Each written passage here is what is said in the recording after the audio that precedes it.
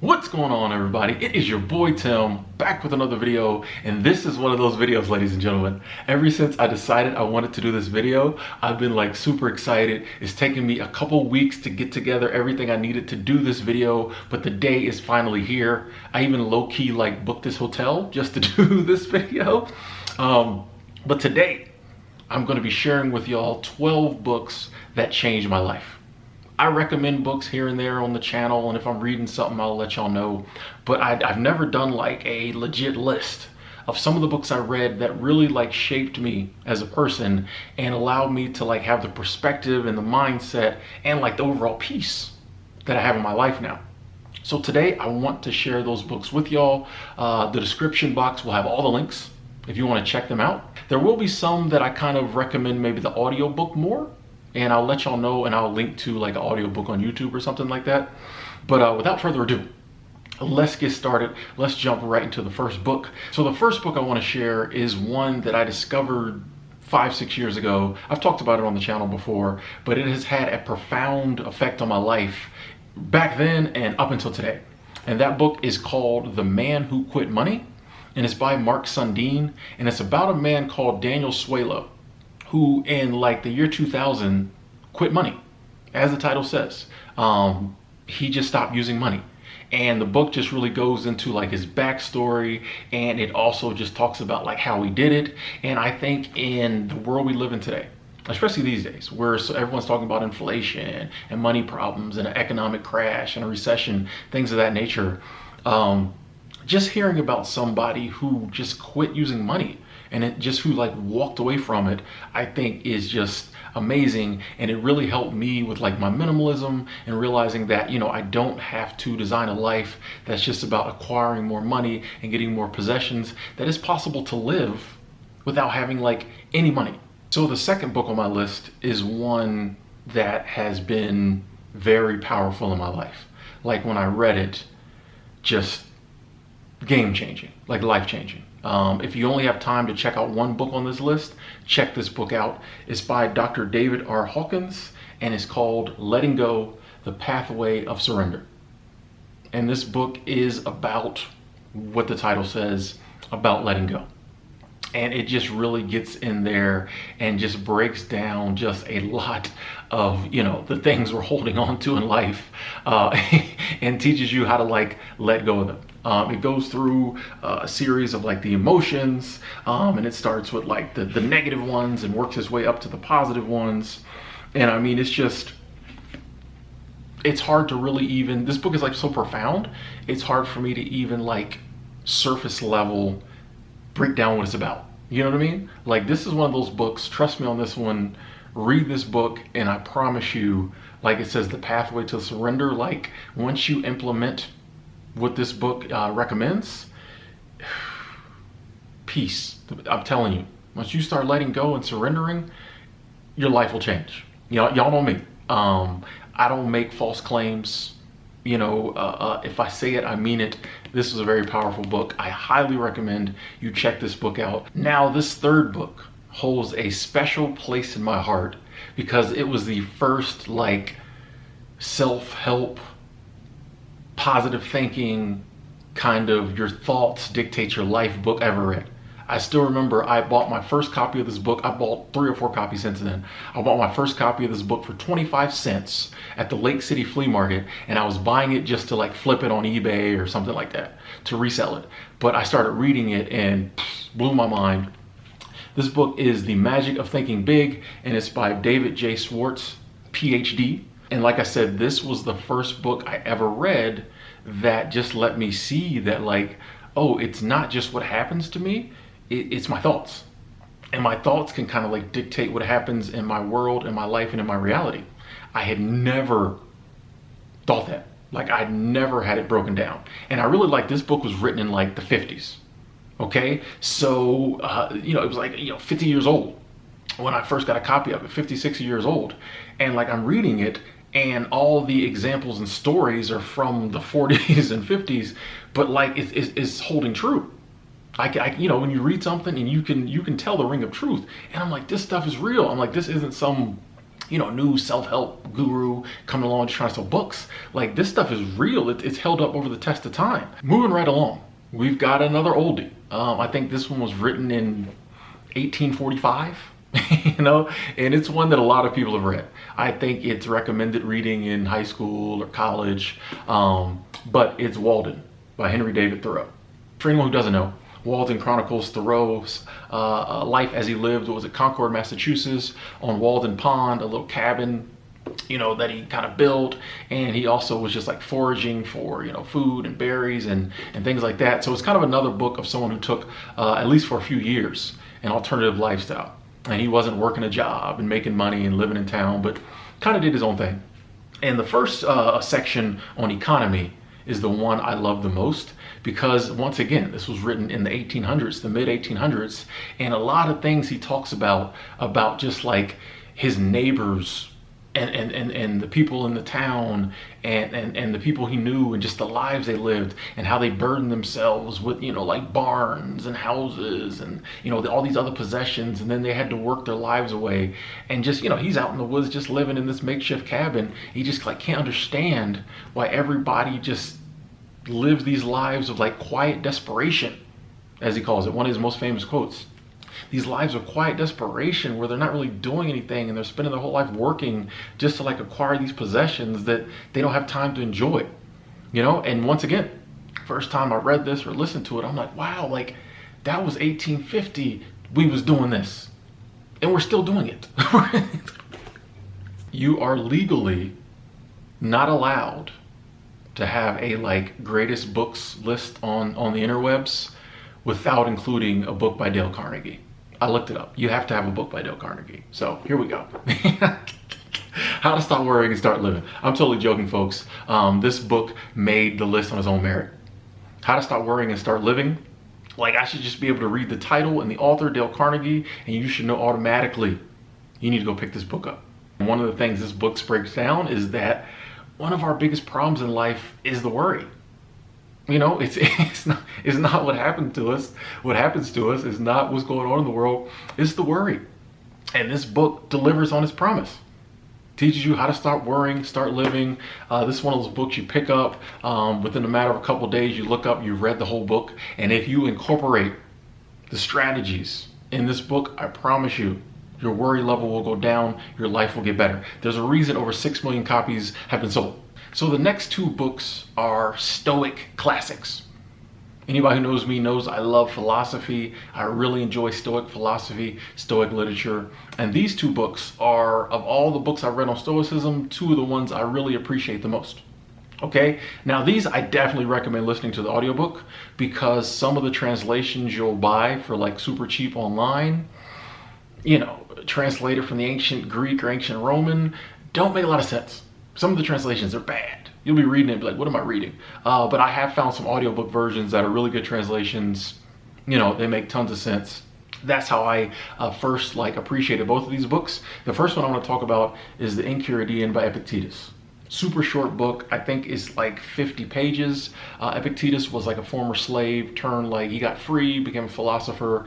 And it's really just him talking about how, we should focus on the things we can control in life, not focus on the things we can't. But it's very deep, very profound. There's some things he says in this book that really I'm like, ooh, that's deep. He's very stoic. But I think this is definitely a good read and a quick read that just can help to change your mindset on life. As can this next one. This one is by Seneca and it's entitled On the Shortness of Life. Seneca was a very, very wealthy Roman. He was an advisor to Nero, I believe. And I just love in Stoicism, this guy was a slave. This guy was one of the richest men in the empire, but they kind of have the same philosophy on life, which lets you know there's something to it. So On the Shortness of Life, he just really talks about life. One of the most famous quotes from it, I feel is that life is really long if you know how to live it. And so this book is kind of yeah, life is short, but it can also be very long if you live it properly. Is life really that short? Yes, but no. And I really appreciate this book. Really appreciate it. And just looking at things from his perspective. I'll never be like a super rich, wealthy, government official, but just like seeing, some of the differences there, but also seeing like some of the universal just views on life and how life affects all of us. I think it's really cool. Oh, we got another goodie, folks. We got another goodie. This is another one. If you only got time to check out one book, this might be the one for you to check out. This one is by Michael Singer, and it's entitled The Untethered Soul. Some of these lighter books don't want to focus. So one of the things I really appreciate about this book, and one of the things that makes it so powerful, is very early on in this book, it asks you, the reader, to ask yourself, who am I? And to come up with an answer. And the book actually walks you through answering that question. And while that may seem like a simple question, trust me, it's not, because most of us have never asked ourselves that question or answered it correctly. Okay? And so this book gets to that very early, and it's kind of one of the cores of the bedrock of this book. And it also discusses things like you are not your thoughts, observing your thoughts and separating yourself from your thought. This book really gets down deep in there. It's another one of those, you're gonna have to read it. There's no way in 65 seconds I can really explain just how deep and how powerful this book is. But let me tell you, ladies and gentlemen, once again, if you only can pick up one or two of these books on this list or check them out, this is one. I read Letting Go and then this one back to back, and I was just in a totally different space when I was done. I was in a totally different space, just really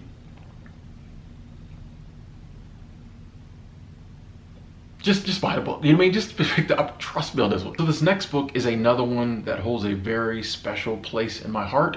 In fact, ever since I got this current copy of this book 4 or 5 years ago, it has traveled with me everywhere I went. Okay, all over the country, I've taken it with me. Even when I went outside the country, I have always bought this book with me just because it is so powerful. And it's one of those books that sometimes I just need to pick up, open up and read, and it always helps me out. That book would be the Tao Te Ching by Lao Tzu. Now, this particular version here is Dr. Wayne Dyer's kind of translation, and it also has some of his affirmations and things in there as well. But the book it's based off of is the Tao Te Ching by Lao Tzu, which is like a Taoist philosophy classic, and it's really about the way, living in harmony with the way. And I'm a big believer that there's a way that just kind of runs through and kind of controls the universe. And if you live in harmony with that way, your life will be so much better. And this is another book I highly recommend if you're into simplicity and just not overcomplicating things and just living in harmony with the flow. The Tao Te Ching is one of those books that you can read it quickly. You can read the whole book in an hour. It just very short. It has stanzas like this, just very short stanzas. But you can read a stanza and it speak to you right then, and you could probably read the same stanza every day for a year and it speak to you on a deeper level. It's one of those books that it's very simple, but also very deep. And so it can affect you on different levels depending on when you read it, how you read it, how much you read it. So I highly recommend this book. I highly recommend this book, and it will continue to travel with me, hopefully as long as I live. So here's a book that I just read a couple months ago, maybe a month ago, and it already made the list. And that's crazy, and it's pretty high on my list. The reason I'm talking about it this low in this video is because I've talked about it so much. So people who are familiar with the channel already know what book I'm going to be talking about, so I wanted to wait a little later in the video to talk about it. But this is another one. If you've got $12.99 and you want a life-changing book, this book here is entitled A Happy Pocket Full of Money, Infinite Wealth and Abundance in the Here and Now, and it's by David Cameron Jacandi. This is a book I almost didn't buy. Because y'all know me, I'm not trying to read a book that's all about getting money, getting wealth, things of that nature. But when I read the subtitle, Infinite Wealth and Abundance in the Here and Now, I'm like, okay, I like abundance. Picked the book up, so glad I did. This book is just chock full of wisdom. This book is just chock full of like wisdom and techniques and affirmations, and just like I gotta say that this is one of those books that as you read it, you like feel like I was super excited most days after. I get up in the morning. Part of my morning routine is I read, and I couldn't wait to like pick this book up and read it. And as I'm reading, I'm getting excited and just like I'm ready to like implement the stuff in my life. And then I really started seeing like huge changes happening in my life as I'm reading this book. And that's when I really started recommending it. I'm like, bro, like this is, I read some stuff and sometimes it takes time. And all these books I've recommended have had an effect in my life positively. But this one, I'm like, I'm reading this book and stuff is like changing 3-4 days later. I'm like, wow, I'm seeing the abundance. Like I'm seeing the abundance. It was crazy. Look how big my eyes are getting. I was seeing, like I literally got scared. I'm not gonna hold you folks. I got scared. I'm like, what is this book doing to my life? Like it's amazing, but like, wow. So I'm not gonna say everybody's gonna have the same, outcome. Okay? But I definitely recommend picking up this book and trying it. Moving right along, folks. We only got a couple more books. And this next book, this was a hard read. This one you have to be in the right frame of mind. But like, I think it's a book you can learn a lot from if you're trying to learn about like humanity, meaning of life, purpose, why we're here, that type stuff. It is Man's Search for Meaning by Viktor L. Frankl. And this book makes a lot of people's, recommended reading list, and it's definitely on mine. I gotta say that I first tried to listen to the audiobook of this book and I was like, couldn't do it. And when I finally bought it, it took me a while to be able to read it. And it's a tough read. It chronicles the author's actual experiences in concentration and death camps in Nazi Germany. Like his actual experiences, and it's way different than you watching like Hollywood's version of a concentration camp. But even that is bad. But like hearing it from someone who was there, and then it really, coming from a place of how do I justify like justify existence, or like how do I make myself want to keep going, or like if humanity can do such cruel things to each other, like what's the point? Like why are we here? How do I justify my existence or like the existence of the people doing these cruel things to me? Like it's, and and the author does not paint himself in like the best light throughout the whole book. I thought that was crazy too. It's definitely not a book of like, these are the bad guys, we're the perfect good guys. It's just like, no, one of the things I appreciated in the book was like, he said that like, some of the and he chronicled some of them, but he was like, there was some truly awful things we had to do to survive. He was like, the best of us did not come home. The really good, awesome, moral people didn't come home. And I'm like, wow, like that hit me. There's another passage in here. He was just talking about love, and he was saying he was out in the woods working in like, freezing, inadequate clothes, inadequate food, just like the worst conditions. And he said one of the things that kept him going was thinking about his wife. But the reason that was so powerful was because he said like, since they got off the train, when they initially came to the camp, he hadn't seen his wife. He didn't know if she was alive or not. He was like, but love transcends life or death. And I thought that was powerful. It's a very good book. And I think it touches on some stuff about like concentration camps and the people who ran them, as well as the people who were in them, that none of us have ever really thought about because we've never been in one, and I think I think this should be like must read reading in like high school. So we have come to our last book, ladies and gentlemen. And this is one that I've read a couple different times before, but I actually bought a copy of it just for this video. And I started reading it again. I really just like picked it up to kind of, go back over it and brush up on it. And I got hooked again.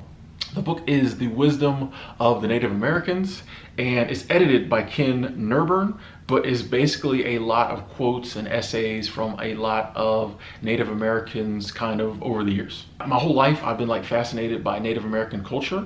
And read a lot of books on it when I was younger, but this is probably one of the only books, because it's quotes from Native Americans, that really like spoke to me.